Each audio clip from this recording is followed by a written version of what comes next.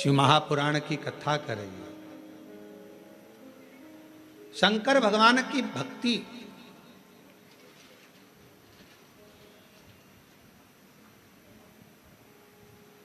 किसी का भला करने में और भगवान शंकर का भजन करने में धन मूल नहीं, मन मूल है। मन, आप कितना भजन करते हो, धन से भगवान कभी प्रसन्न नहीं हो सकता।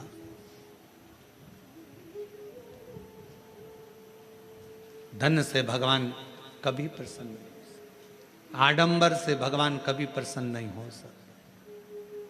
और आपको पहले भी कथा में कहा, तप से भगवान को प्रसन्न करना, कोई साधु, कोई सन्यासी, कोई तपस्वी, कोई साधक, कोई उपासक तप से भगवान को प्रसन्न कर सकता है। योग से, साधना से भगवान को कोई तपस्वी साधक प्रसन्न कर सकता है। आप और हम तो कलयुग में रहने वाले हैं। आप तप करते हो क्या? आप करते हो तो बात दूसरी, हमसे तो नहीं बन पाता। हमसे तो केवल एक ही काम बनता है, सारी समस्या का हल जल। तब हमसे भी नहीं बनता। कोई हमसे कहे तुम साधना में बैठते हो, नहीं साहब, हम तो एक ही काम करते हैं। जय सुबह से लेकर शाम तक जितना समय मिलता है, श्री शिवा नमस्तु, श्री शिवाय नमस्तु। फिर कोई पूछे आपने क्या खाना छोड़ दिया, आप क्या फलाहार करते हो, तो हम जहाँ रुके हुए हैं वहाँ आकर हमारी जीजियों से पूछना, जो प्रसाद बनाती हैं उनसे पूछना क्या व्रत रखते हैं? नहीं, भोजन करते 2 रोटी सुबह, शाम को 1.5 रोटी, इससे ज़्यादा नहीं। भजन का बल, स्मरण, अपनी भक्ति। और छत्तीसगढ़ आते हैं तो चावल जरूर खाते हैं, वो जरूर पाते हैं। बाकी की जगह पर अगर कथा करने जाते हैं तो अपना सुबह का 2 रोटी है, शाम की 1.5 रोटी है, चावल प्रसाद भी नहीं लेते। कोई बाजार का तुम्हारा मीठा मीठा कुछ आप पूछिएगा, जो प्रसाद बनाते हैं कोई मीठा मीठा बाजार का नहीं, कोई चीज़ें नहीं, केवल साधारण भोजन, बाबा का भजन और आनंद।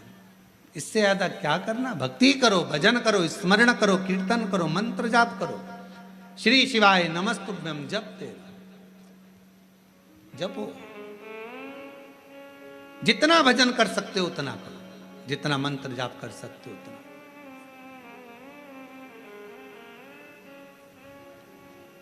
और हम तो शर्मा जी आपसे भी कहेंगे, हमारा जो प्रसाद बनता है उसमें थोड़ा प्रसाद कभी योग बन जाए तो पाना।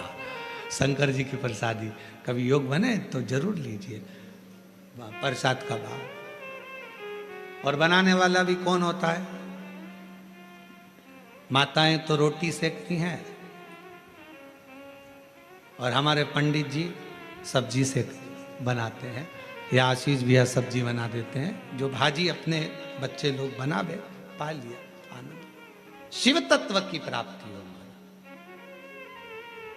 शिव तत्व। ना हमसे तप बनता, और हमें भरोसा है आपसे भी नहीं बनेगा। आपसे कोई कहते पेड़ के नीचे बैठी रहे, सिर पे पल्लू लेके बैठी 4 घंटे तक, बनेगा? घर छोड़ सकते हो? नहीं। नदी पर जाकर बैठ सकते हो? थोड़ा सा नदी में पानी बड़ा, बारिश में तो पीछे खसक जाओगे, तुरंत नहीं बन सकता।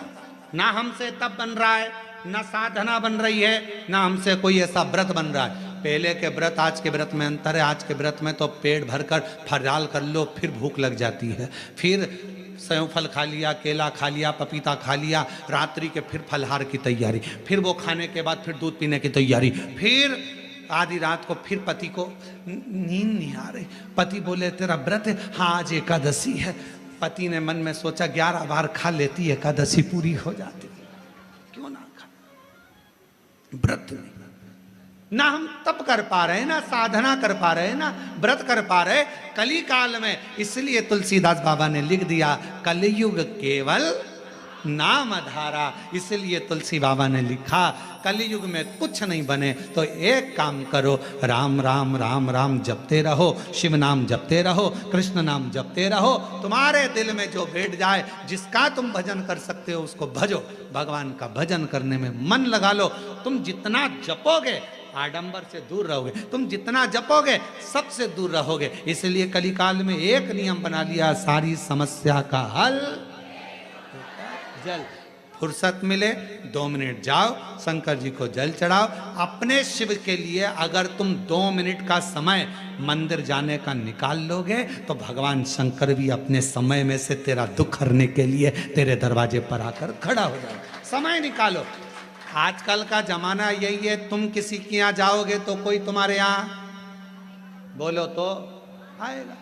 बहन के घर शादी में जाओगे तो बहन तुम्हारे घर शादी में, तुमने अपनी बहू को भेज दिया तो वो भी बहू को भेज देगी। और तुम्हारे जाने में और बहू के जाने में अंतर है। बहू शादी में जाती है, काम वाम नहीं करती, कुर्सी पर डेंटिंग पेंटिंग करके बैठ जाती है। काम करेगी क्या?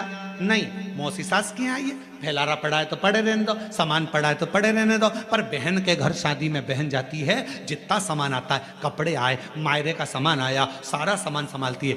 मिठाई के डब्बे इधर रखेगी, बर्तन उधर रखेगी, सामान उधर रखेगी, बहन संभालेगी, बहू नहीं।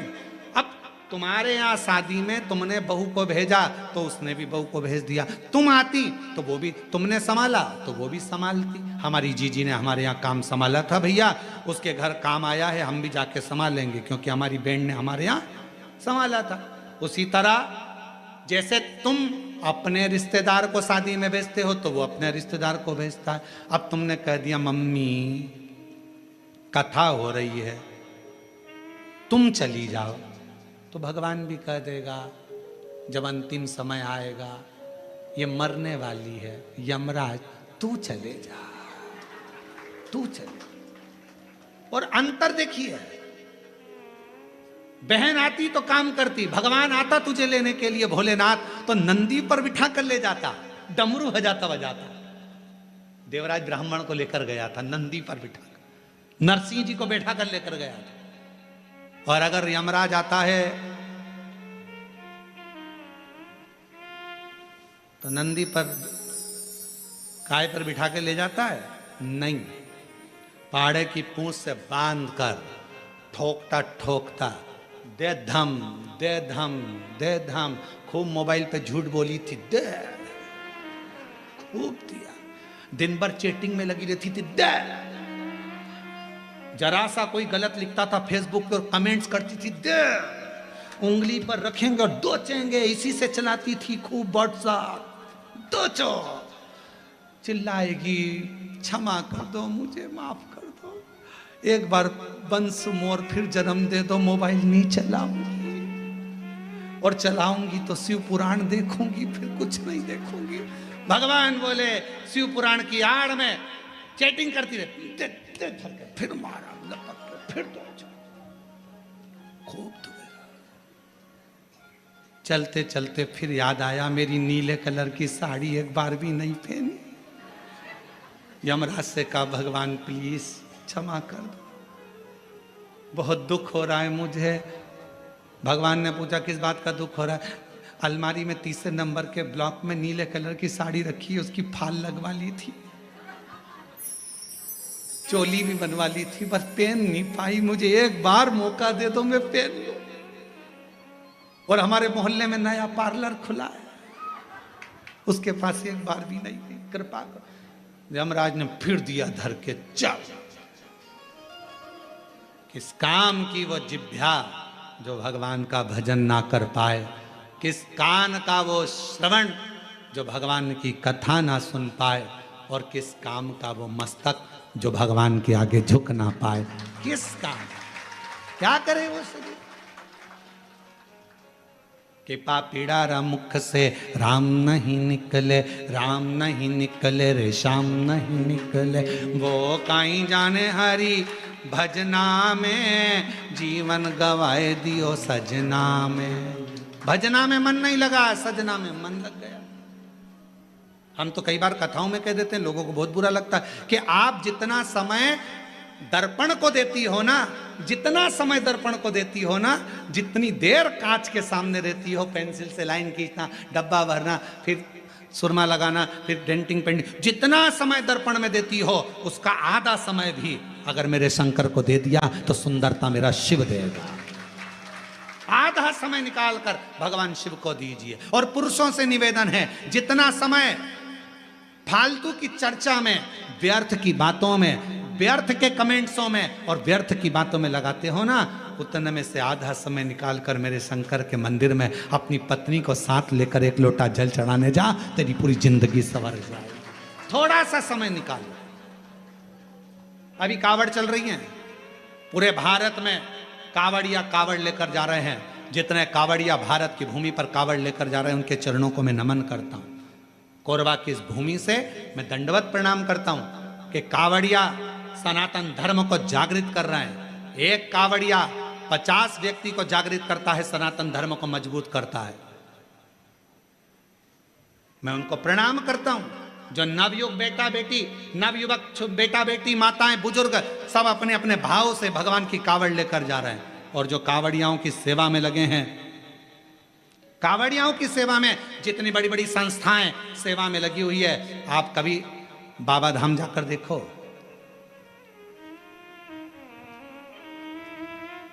गए हो आप लोग बैद्यनाथ जी? बाबा धाम बैद्यनाथ गए? कावड़ भर के आए हो पहले कभी?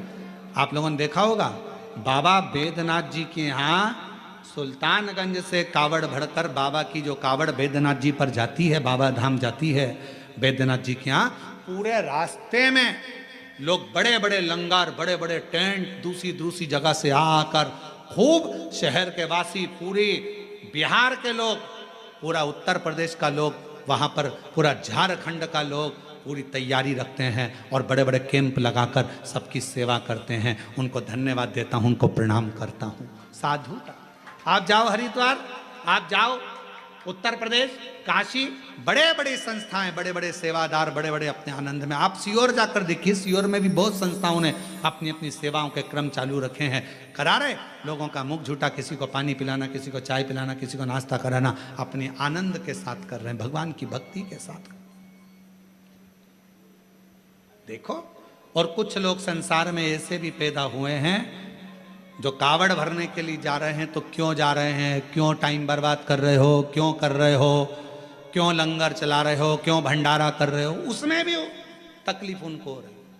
क्यों? क्योंकि ये सनातन धर्म को कभी मजबूत होता नहीं देख सकते, कभी। इन्होंने जिंदगी भर केवल एक ही कसम खाई है कि हम सनातन को नीचे ले जाएंगे, ऊंचा नहीं। सनातन को ऊंचा ले जाने का प्रयास करो। इस भारत की भूमि को फिर विश्व गुरु बनाने का प्रयास करो। इस भारत की भूमि को फिर श्रेष्ठ बनाने का प्रयास, अग्रता रखिए। साधुता है। और भारत की भूमि पर ऐसे ऐसे मुख्यमंत्री हुए हैं जो कावड़ियाओं पे फूल की वर्षा कर रहे हैं। साधुता है इनको, बहुत बहुत साधुता। शिव तत्व को पहचान।